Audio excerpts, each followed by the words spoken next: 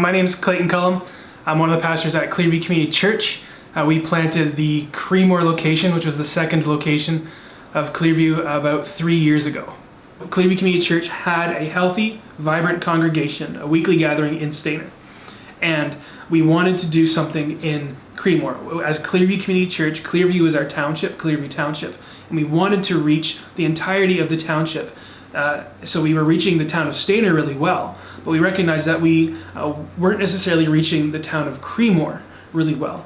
And so the conversation wasn't, to begin with, should we plant a church or not? It was, how can we best reach this community? And so we talked about, do we launch small groups in that town and just do a couple small groups, then hopefully that works? Or do we copy and paste, like our outreach ministries in Stainer, do we copy and paste them and put them into Creemore? Or what other creative ways can we do to reach it? And we landed at the most effective way to reach a community is to have a consistent gospel sharing presence in that town. So we looked at Creemore and said the best way to reach the community of Creemore, it's only like 1,000 people, maybe less. The best way to reach that community was to have a consistent gospel sharing presence in that community. People who live there, who love Jesus, and are willing to share that gospel and proclaim that gospel.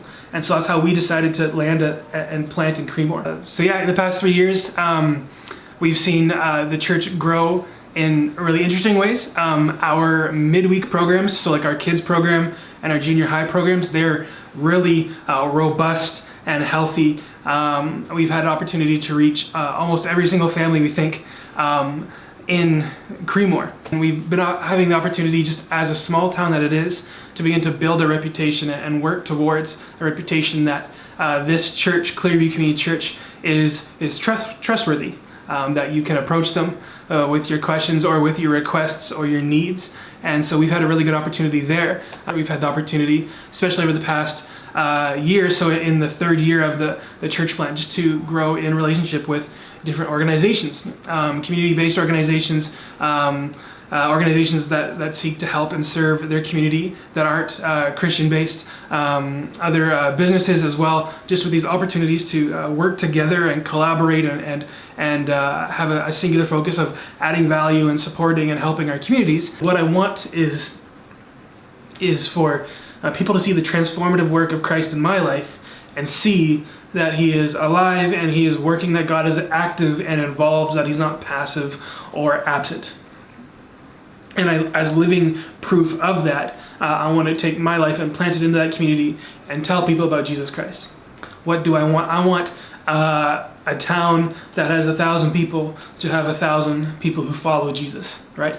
Creemore is actually an old word, and it means big heart. And so what we have is this church has a big heart for its community, a big heart for the Lord, a big heart for seeing people come to know Jesus. So do I need to set up and tear down every Sunday? Sure, done. Even on the Sundays where it's so cold that you have to peel your skin off of the metal, I'll do it. Do I have to clean the floors? Do I have to, do like different ministries that I don't really enjoy? Yeah, I'll do it. Why? Because if that's what it takes for people to know Jesus, then yes. Do I have to share my faith in awkward situations? If that's what it takes for people to know Jesus, then yes, I'll be willing to do that. Sometimes individuals or people would come with these expectations of this church plant that's going to grow and multiply and it's going to double in size every year. And some church plants are like that, and that's really good. The scenario that we're in and the location that we're in, the context that we're in, is not necessarily reasonable for that. It's kind of going to be more of a slow grow. And so we've been really making a real big effort on going deep before we go wide. Since we're doing this rental building thing, we're always on the lookout for a long-term location. We know, like in our heads, that the church is not a building. The church is the people of God, that is spirit-led and people of the word and people of love. But we also recognize that like our hearts sometimes are really tied tightly to this like permanent location. And so there's that battle and that challenge that we kind of go through. So you're thinking of starting a new campus. I think you're going to find that no matter what you do when you start and plant a church, that you're going to feel like you're under-resourced at all times. And I think there's a part of that is okay, that's appropriate, that's reasonable.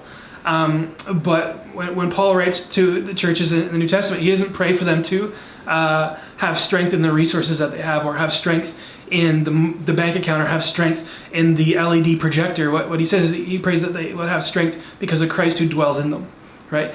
And I think the advice that we have is that if you are filled with the Spirit of God as a follower of Jesus, and you are empowered by the Spirit of God as a follower of Jesus, you will not be under-resourced. I love that in Acts where it says the disciples, the followers of Jesus, they were told that they were people who were turning the world upside down, and it wasn't because of their cool tech or their movie nights, other stuff like that. They were people who were filled with the presence or the Spirit of God and led by the presence of God, and they were turning the world upside down. And so if you're a congregation or a church who has the ability and actually has the human resources, the Spirit-empowered, the Spirit-led, the Spirit-filled people who are willing to plant a congregation, send them. Your worst case scenario is pretty good. And your best case scenario is that people come to know Jesus as their Lord and Savior.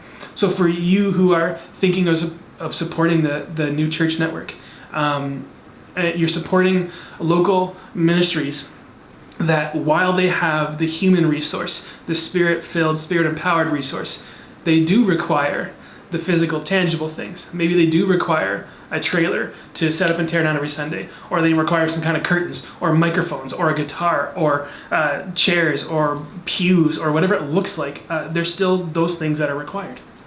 And so as someone who's thinking of supporting a church network, what you're doing is you're investing in the people who are Spirit-filled, Spirit-empowered, and Spirit-led. And from there, when we empower or when we equip those people and invest resources into those people who are going and sharing the gospel, we see fruit rise up from that. And so that's my encouragement and challenge to you.